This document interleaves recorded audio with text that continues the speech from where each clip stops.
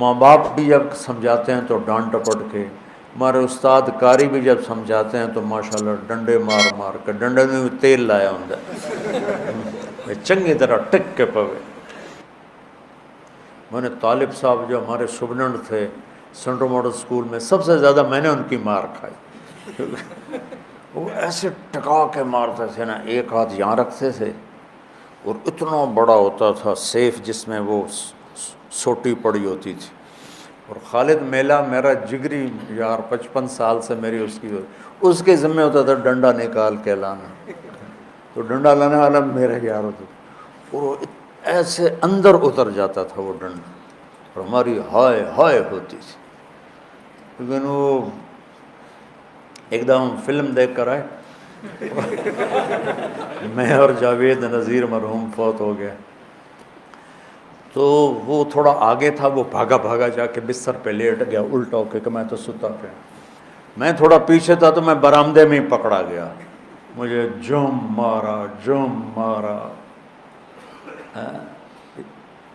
ابھی بیان کر کے مجھے ضربیں یاد آ رہی ہیں۔ جاوید نذیر بڑا خوش کہ طارق زمین نو لتر پہ گئے، میرا تو انہوں پتہ ہی نہیں لگا، اور این کر کے ستا پہ انہاں کہ آرام نالو تو رضائی لائٹ سوری دیا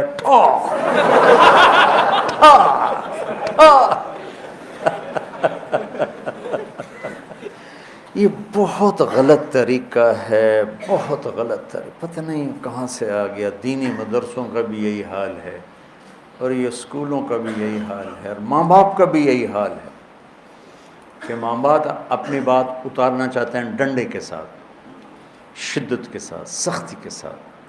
کئی دفعہ میرے پاس معصوم بچیاں بچے جو وہ میرے نمبر، میرا پرچہ اچھا نہیں ہوا، اب میرے نمبر تھوڑے آئیں گے، میرے ماں باپ مجھے بونڈ ڈانٹیں گے، میں کیا کروں؟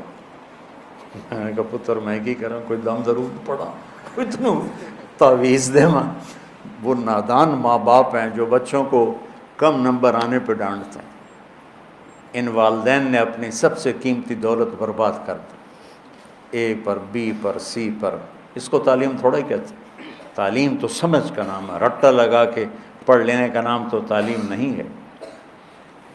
ہمارا ایک دوست تھا ان پڑھ، اور وہ بہت بڑا کاروباری، سمجھ کا تعلق پڑھائی سے نہیں، تو اس نے کپڑے کے شرٹس کی دکان کھولی، تو اس کی بیوی پڑھی لکھی تھی، اس نے کہا دیکھو 1 shirt for 1 pound and 3 shirts for 2 pound، اے تو یاد کر لے، جڑا گاہ کب تو انہوں اے آکھنا ہے۔ ٹھیک ہے۔ اب ایک عورت آئی، وہ راستہ بھول گئی تھی، وہ اس کے سٹور میں آ گئی، اس نے راستہ پوچھا کہ ایجیکس کا راستہ کدھر ہے؟ ان کا 1 shirt for 1 pound and 3 shirt for 2 pound۔ اس کو حیران ہو کے دیکھنے لگی، اس نے پھر اپنی بات دہرائی، اوپر کہنے لگا 1 shirt for 1 pound 3 shirt for 2 pound۔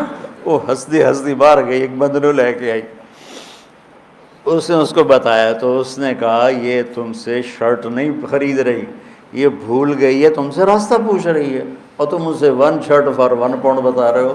تو یہ کہہ رہی ہے کہ اسے کہو میرے گھر آ جایا کرے، میں اسے مفت میں انگریزی پڑھا دوں گی۔ تو ہمارے جو آج کل کے والدین ہیں نا، وہ ایسی تعلیم کے پیچھے ڈنڈے اٹھا کے کھڑے ہوئے ہیں کہ بس تیرا اتنے اے آنے چاہیے، اے آنا، اچھے انسان بنے، رزق یہاں لکھا ہے، ڈگریوں پہ نہیں لکھا ہو۔ ہمارے والدین نے بچوں کو مریض بنا دیا، انہوں نے ڈپریشن میں کا شکار کر دیا، پریشر ڈال ڈال کے۔ ہمارے والدہ نے پڑھایا سے پر پریشر نہیں ڈالا، چونکہ ہم تو ہاسٹل میں رہتے تھے۔ ایک دفعہ گورنمنٹ کالج لاہور ماشاءاللہ میرے 1000 میں سے 90 نمبر آئے۔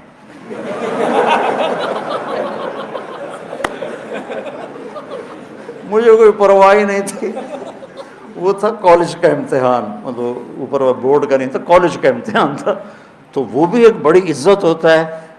میں بڑے فخر سے بتاتا کوئی ہے جندے 1090 آئے ہوں، میرے آئے۔ تو ہدایت ہوتا ہے کسی کو پیار محبت سے سمجھا کے انجام بتانا۔ ہمارے بچے تو ذبح ہو گئے اسکولوں پر اور پڑھائیوں پر اور ٹیوٹر اور ٹیوشن سینٹر، ان بیچاروں کی جو پنپنے کی عمر تھی، بڑھوتری کی اور عقل کی گروتھ کی عمر تھی، وہ ساری برباد ہو جاتی. پھر جو ہی سر نکالتے ہیں نافرمان ہوتے ہیں، چونکہ ان کے جو نیورونز ہوتے ہیں وہ 3 سال کی عمر میں اسکول جاتے ہیں، وہ جلنا شروع ہو جاتے ہیں.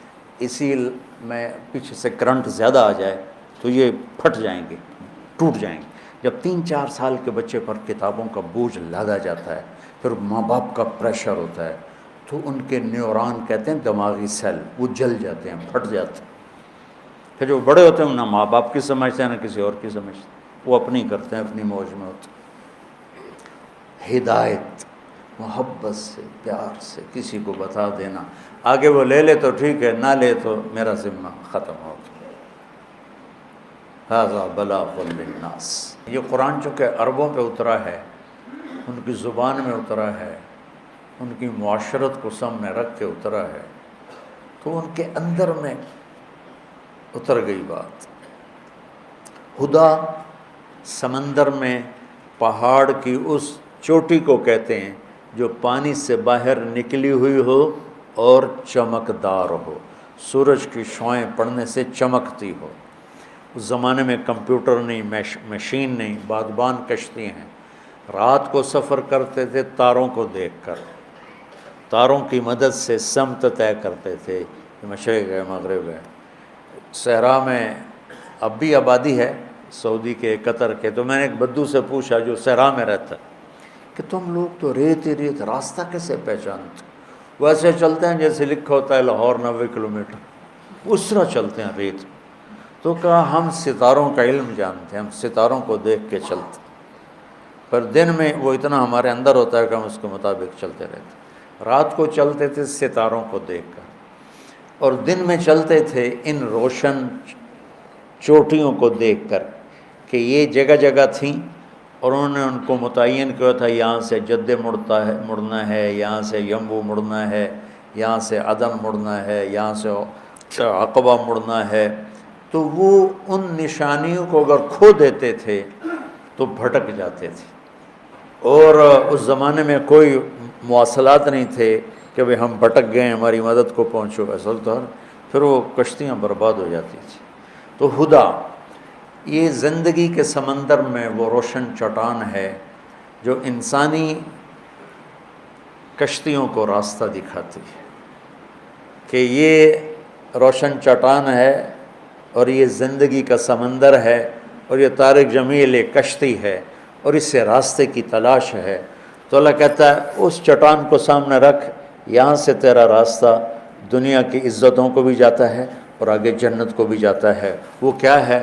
یہ ہے وہ کتاب، ہدن للمتقین. سورہ فاتحہ میں ہم نے کہا یا اللہ ہمیں وہ چٹان دکھا. یہ عربوں کے معاشرت کے لحاظ سے ترجمہ کر رہا ہوں، ویسے تو ہدایت ہے سیدھے راستے کی رہنمائی فرمانا، پیار کے ساتھ، نرمی کے ساتھ. اوے نماز پڑھ، یہ بھی ہدایت کا راستہ. میرے بھائی آپ نماز ادا فرما لیں. تو یہ ہدایت، پہلی ہدایت نہیں، پہلا سوٹا ہے،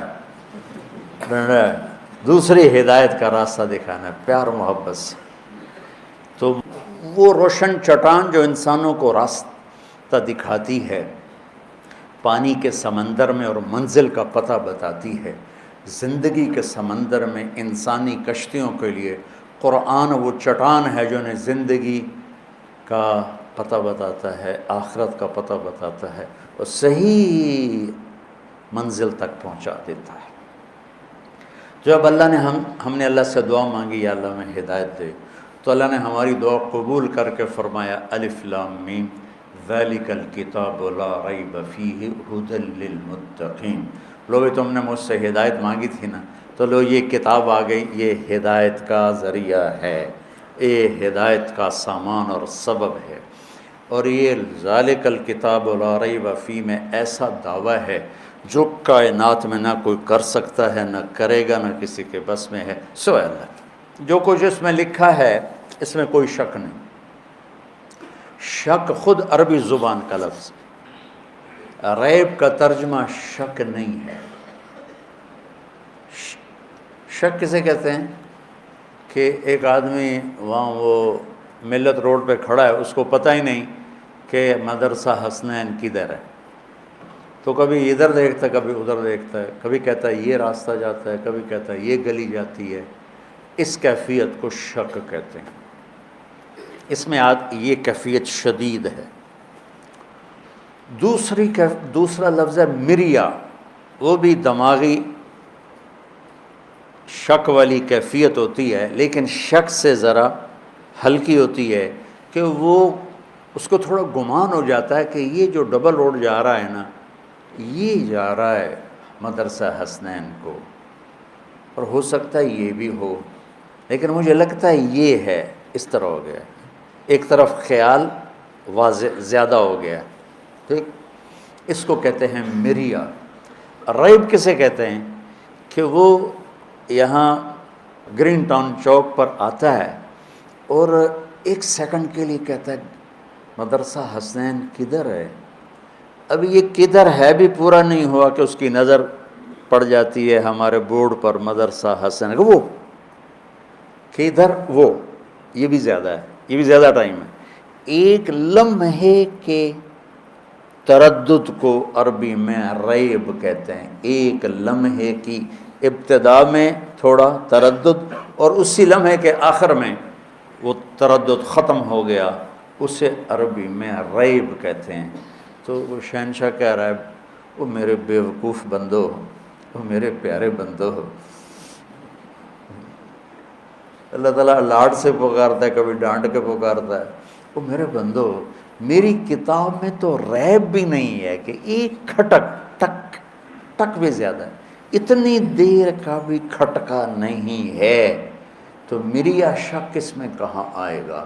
جو اتنی طاقتور کتاب ہو، تم اسے چھوڑ کے لوگوں کے پیچھے بھاگ رہے ہو، کتنے بے وقوف۔